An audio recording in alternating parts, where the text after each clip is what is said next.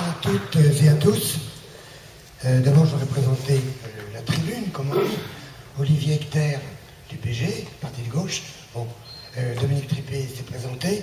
Anne Nedjar, qui est en tête de liste. Dominique Lebrun, conseiller municipal, est en vacances, il est excusé. Voilà pourquoi nous sommes que 4 sur les 5 qui sont sur la photo. Oui, donc,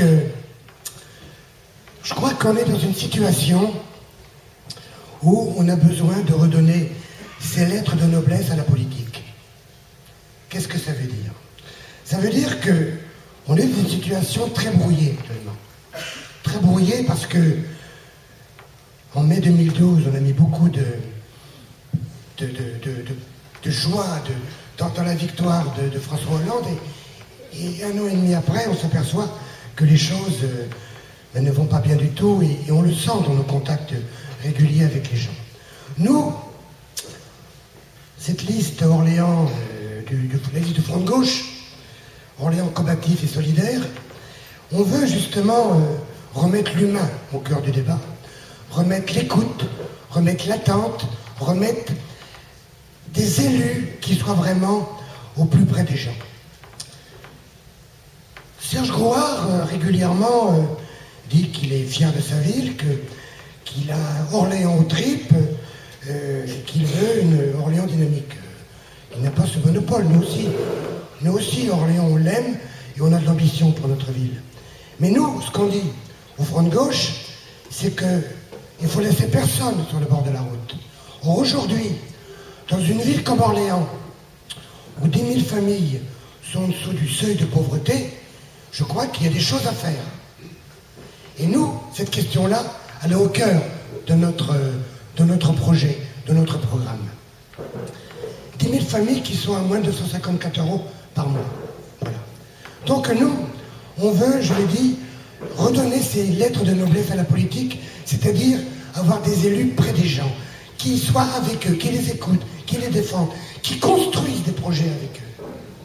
Alors, quand je dis ça, et on est tous d'accord pour dire qu'Orléans, il y a des choses qui ont été faites par Serge Grouard et son équipe qui sont positives.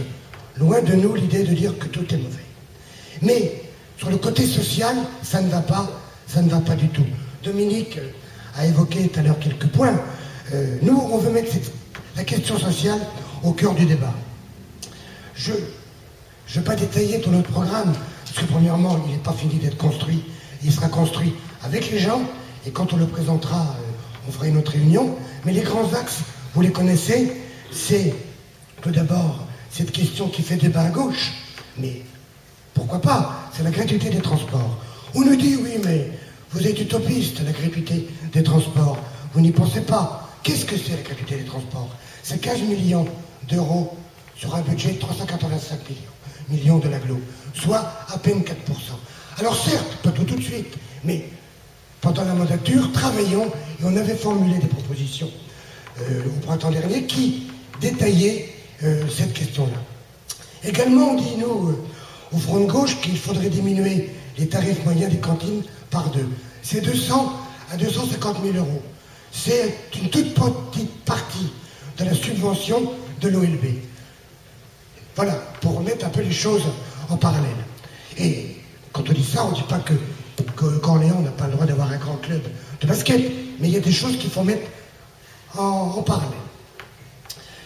Nous, on irait également au niveau des licenciements à ce qu'il y ait ce qu'on appelle une cellule de veille, composée des élus, composée des syndicats, composée des patrons, pour veiller à ce que toutes les entreprises avec des menaces de licenciement, on soit très attentifs à l'évolution et surtout, chose qu'on ne fait pas maintenant, qu'on écoute les propositions des travailleurs et de leurs organisations syndicales. Également sur le logement, question qui nous tient à cœur, vous le savez, par nos combats des uns et des autres sur cette ville d'Orléans. Orléans, en termes de logements sociaux, certes, n'a pas à rougir. On est à 27% de logements sociaux. Ça, on pourrait dire, tout va bien. Sauf que quand dans une ville comme Orléans, vous avez 6 000 logements de vide, on peut se dire quelque part, il y a peut-être quelque chose à gratter de ce côté-là. Donc nous, ce qu'on propose, ce n'est pas de dire, dès le mois d'avril 2014, on reloge tout le monde dans les logements de vide. Non, on est des gens sensés. Nous, ce qu'on dit, c'est ayons une réflexion, mettons en place une table ronde avec les services de l'État, les propriétaires, les associations, les élus, pour voir comment tous ces logements de vide, petit à petit, pourraient être mis en location, parce que c'est un vrai problème. Les demandes de logement qui n'aboutissent pas. On tourne autour des 7-8 000 en agglomération de logements non satisfaits. Je crois que, voilà, il y a du grain mood, comme on dit, de ce côté-là. Et donc, cette question des 6 000 logements, c'est une question essentielle. Ce qu'on voulait dire aussi, c'est que l'économie sociale et solidaire sera une de nos priorités. Les problèmes liés au handicap et l'accessibilité également. Concernant les espaces verts, des détentes, c'est également un souci. Par exemple, le parc floral, qui est une chose admirable à côté. Pourquoi pas réfléchir à sa gratuité? Comme dirait Serge Grouard, vous voulez tout gratuit. Ben, je sais pas, il y a des villes en France qui ont des grands espaces verts gratuits. Bon, pourquoi pas? Pourquoi pas? Et puis, comme on est à la source, et que vous savez qu'à la source, il y a un combat qui est mené depuis 1984 par une association qui s'appelle l'Association des habitants de la source.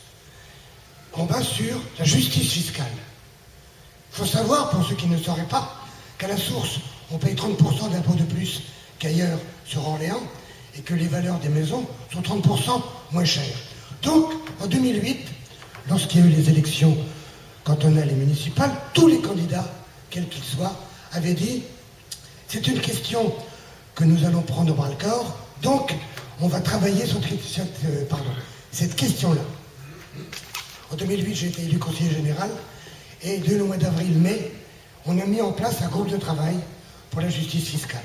Et je vais saluer dans la salle des représentants de ce groupe de travail, mon ami Alfred Langlin, qui préside de main de maître ce groupe de travail, et qui a fait que récemment, on a obtenu des avancées avec la mise à l'écart de cette barrière des 10%, qui permet maintenant, en cas de baisse des impôts, avant pour aller vite, si la baisse concernait des taux au-dessus de 10%, on n'y avait pas droit. Maintenant, ça peut se faire et c'est très bien. Et là, parce qu'on dit souvent, Jean-Pierre Sueur, oui, mais quand la gauche est rassemblée pour des objectifs de progrès, nous on est partants. Mais quand la gauche fait le contraire de ce qu'elle promet, là on n'est pas partant. Voilà. Mais donc je voudrais saluer ce combat qui est mené par le groupe de travail valeurs locatives. Et je voudrais dire aussi un point sur la coupure de la source en deux, même si ce n'est pas dans le programme.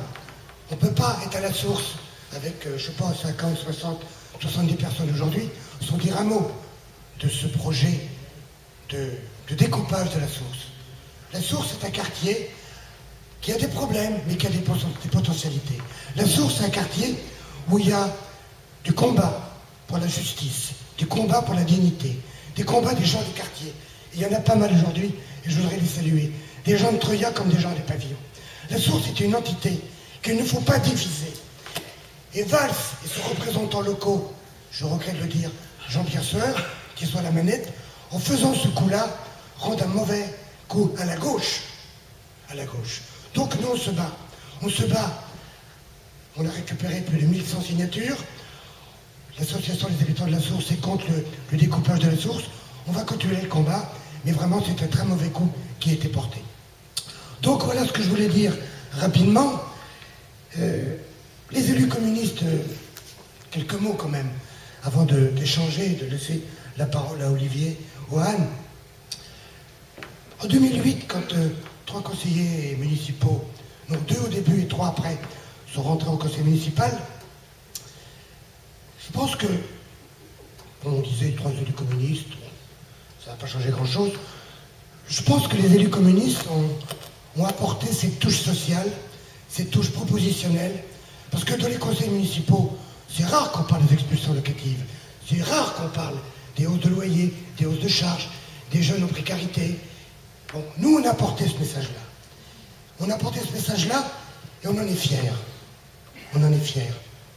Donc, nous, c'est, comment dire, Je pense qu'on a un bilan qui n'est pas négatif du tout, des élus communistes d'Orléans. Puis il y a quelque chose que l'on tient comme à la prunelle de nos yeux, c'est nos comptes rendus de mandat. À chaque conseil municipal, après chaque conseil, on rend compte de ce qu'on a dit, de ce qu'on a fait, de ce qu'on a voté. Tout le monde ne le fait pas. Je crois qu'on est les seuls à le faire. C'est très important. On n'est pas élu pour nous. On est élu pour rendre des comptes à vous, au peuple, aux gens. Nous, on n'est pas là pour sur un piédestal en disant « ça y est, on est élu formidable ». Non. Nous, ce qui nous intéresse, c'est vous. C'est vos problèmes, vos soucis, vos engagements. C'est ça qui fait notre engagement au Front de gauche, quel que soit notre positionnement et nos engagements par ailleurs. C'est ça, nous, qui nous intéresse. Et dans cette élection municipale 2014, on a l'ambition de porter tout ça. Vous savez, actuellement, moi je tiens, et on tient tous, à ces points de rencontre hebdomadaires.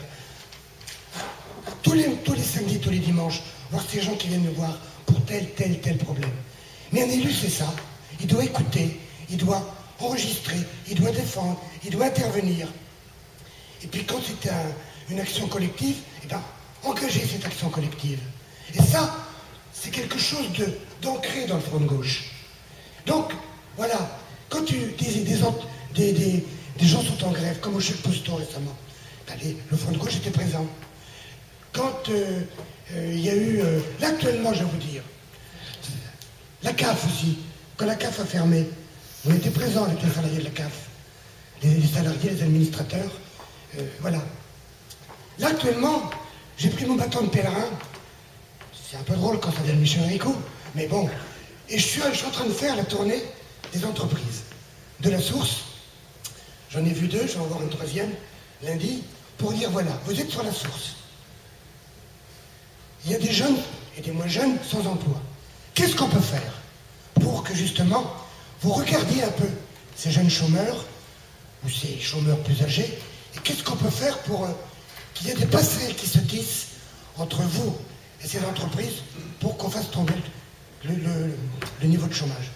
Sur les quartiers dits du GPV, c'est 30 à 40%. Donc voilà.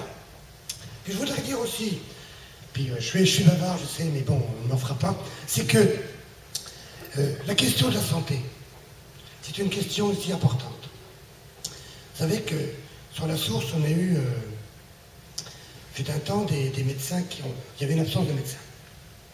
Là, donc, tous les élus, hein, je ne tire pas la couverture à moi, mais tous les élus ont bagarré pour qu'on ait une maison pluridisciplinaire de santé. Bon, ça devrait être chose faite. Et puis là, on vient d'avoir un médecin qui vient de s'installer, et c'est très bien. Mais la question de la santé, c'est également une question essentielle. Voilà ce que je voulais dire. Donc, voilà en gros ce dont je voulais vous entretenir ce soir, et après on va échanger. Je vais passer la parole à Olivier, si je voulais pour finir, par rapport au droit aux vacances. Vous savez, le droit aux vacances, beaucoup de gens, notamment dans les quartiers, ne partent pas en vacances parce qu'ils n'ont pas les moyens. Nous, on a fait une proposition qui ne ruinerait pas les finances de la ville. C'est d'acquérir un domaine en Sologne pour que justement on puisse organiser des séjours pour les personnes qui ne partent pas en vacances. Et ça ne coûte pas des millions et des millions. C'est une proposition qu'on a formulée et qu'on va reformuler donc dans le cadre de la préparation de notre programme, en lien avec vous. Et c'est ce que je voulais dire pour terminer. Oui, puis après on pourra redébattre. Hein. Olivier, peut-être, quelques mots. Merci.